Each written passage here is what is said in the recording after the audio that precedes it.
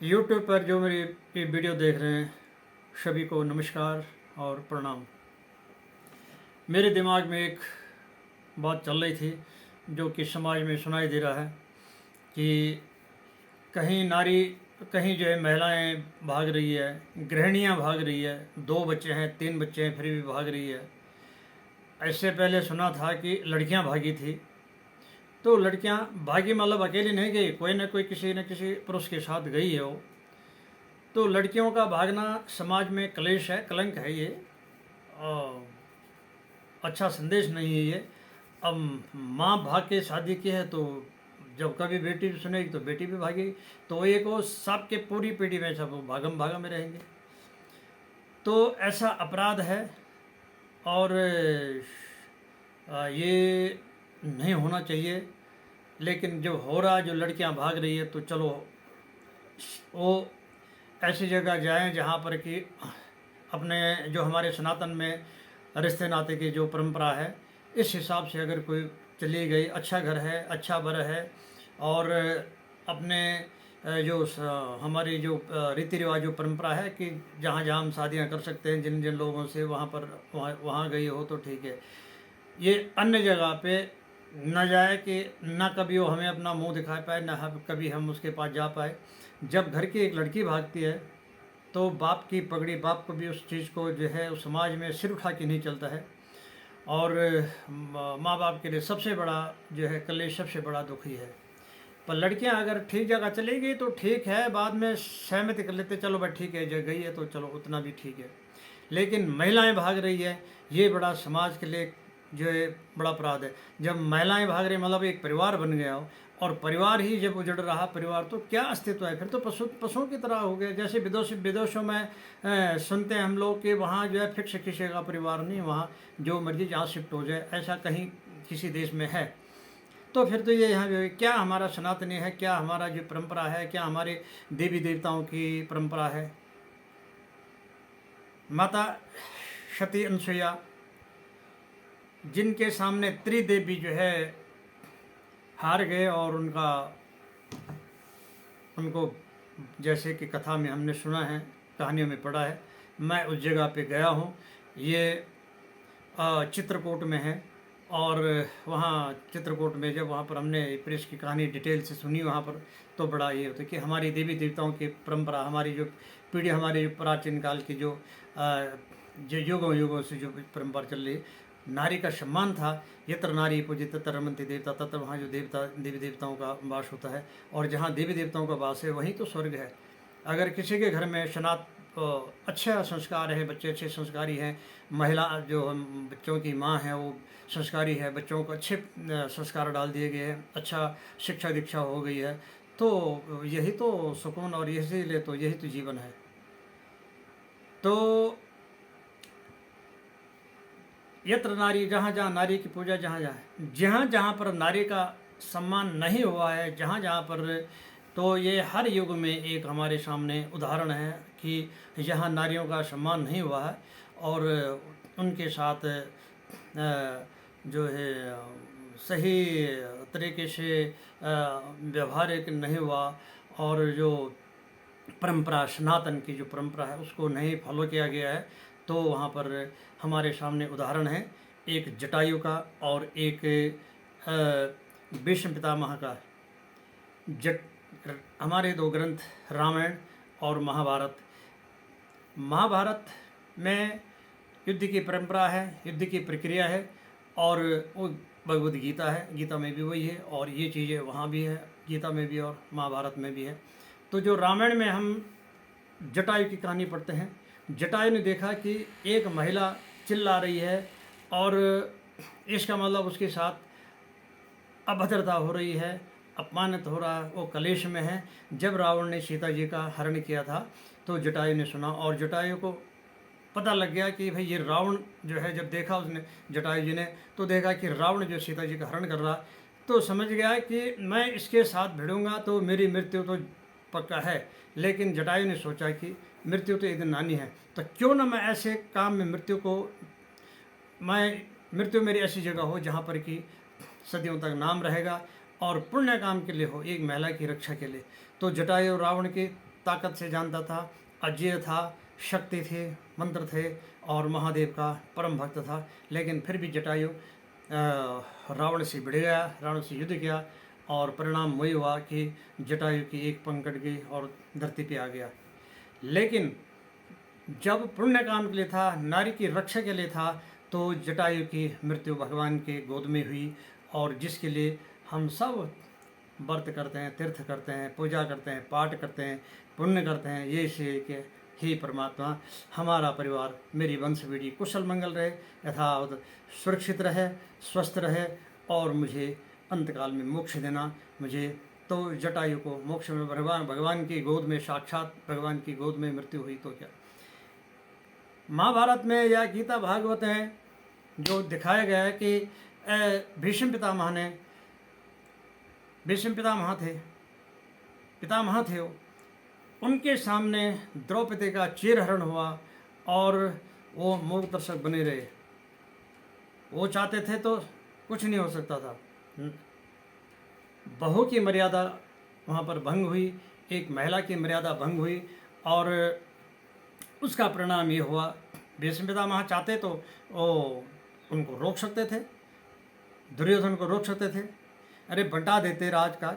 और ऐसी प्रतिज्ञा क्या करना था उस सिंहासन का, जिसके लिए इतनी बड़ी प्रतिज्ञा ली कि मैं जब तक हस्तिनापुर का सिंहासन मैं दूँ तब तक मैं उसको सुरक्षित रखना चाहूँगा। क्या सुरक्षित रखना चाह, अरे पांडव रखे या कौरव रखे, धर्मराज के पास तो कौन से, वो तो बाद में हुआ ही हो।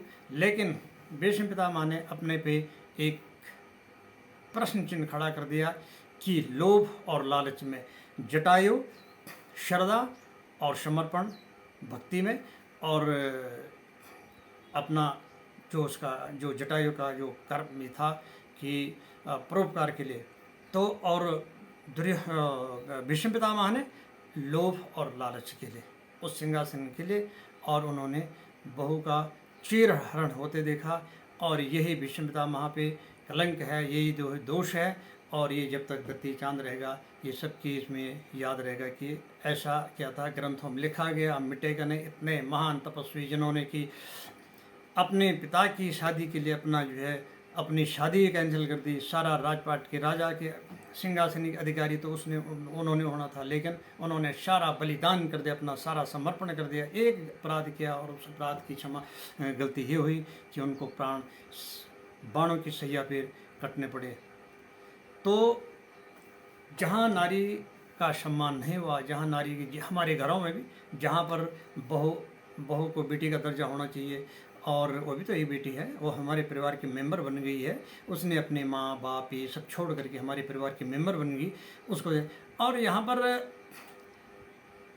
प्रश्न ये भी खड़ा है कि महिलाएं भी जहाँ महिलाओं की इज्जत हो, पूजा हो, वहाँ पर देवता, पर महिलाओं को भी आदमी का सम्मान करना चाहिए। अब बसों में देखते हैं जहाँ पर एक सीट पे 2 महिला बैठी, एक आदमी बैठ नहीं सकता, वहाँ चौड़ी हो जाएगी, चौड़ा करके बैठेंगे, खुला करके बैठेंगे, लेकिन आदमी खड़ा रहेगा तो कोई दिक्कत नहीं। लेकिन वहीं अगर 4 आदमी है तो एक महिला को बैठा देंगे, वगैरह वगैरह कहानी बहुत ये है। लेकिन मुझे अपने विचार रखने थे कि जो ये महिलाएं भाग रही है, ऐसा समाज में न हो। ये अपराध है, अपराध की श्रेणी में है, इसका खामियाजा भुगतना पड़ता है।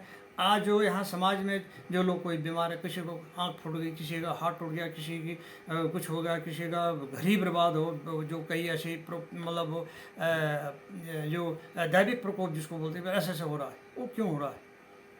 हम सब, परमात्मा किसी से, भगवान किसी के साथ, जन्मदाता सृष्टि के पालनहार जो किसी के साथ अन्याय नहीं करते हैं। लेकिन हमारे कर्मों का जो मेरा जानना है, इससे शायद कोई लोग सहमत हैं या नहीं है, वो मैं नहीं जानता हूँ। पर जो हम कर्म करते हैं तो उसका हमें खामियाजा भुगतना पड़ता होगा। कोई किसी के बच्चे को मार रहा, कोई किसी की धन संपत्ति का नुकसान कर रहा, कोई, क्योंकि उस टाइम उसके पास बाजू में ताकत है, जेब में पैसा है, अहम है, समाज में ताकत है, बंदूक है, गोली है, मार देगा सोच कर, और जो है जैसा भी है।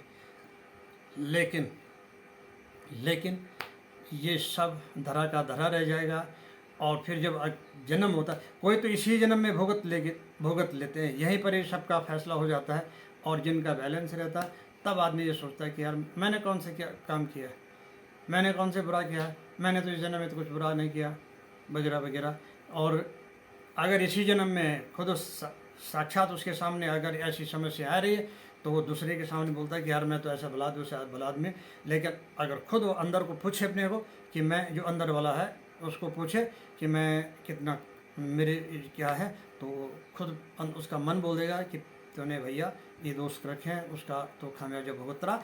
तो ये मैं अपने विचार रखने थे, शायद कोई लोग इन विचारों से सहमत हों, शायद कोई असहमत हों, तो पर मैंने अपने विचार रख दिए। और मेरा यूट्यूब चैनल है, अगर इन विचारों से कोई असहमत है तो प्रश्न चिन्ह दे सकते हैं, और कोई इन विचारों से सहमत है तो वो भी अपना विचार कमेंट में लिख सकते हैं। और इतना मेरी फिर ये, मैं एक यूट्यूबर हूँ, नया यूट्यूबर हूँ, मेरे पहले 2016 से मेरे चैनल चल रहे हैं, लेकिन मैंने उनको ब्लॉक कर दिया, नया चैनल बना रखा है। और इस चैनल को लाइक करें, कमेंट करें, शेयर करें, सब्सक्राइब करें, ताकि मैं अगले आने वाली वीडियो जो आपको मिलती रहे और मेरे विचारों से आप रूबरू होते रहे। और जो मेरे वीडियो देखते हैं वो जो कमेंट करेंगे, मुझे क्या परिवर्तन करना चाहिए था, मुझे नहीं बोलना चाहिए था, मुझे बोलना चाहिए था, या अच्छा है या ये है, तो वो भी कमेंट कर सकते हैं। लेकिन मैंने तो ये जो कहना था वो मैंने ये कह दिया। और छोटा सा ये भजन आपके सामने, क्योंकि हारमोनियम पे गुनगुनाने की आदत है, तो थोड़ा सा दो लाइन।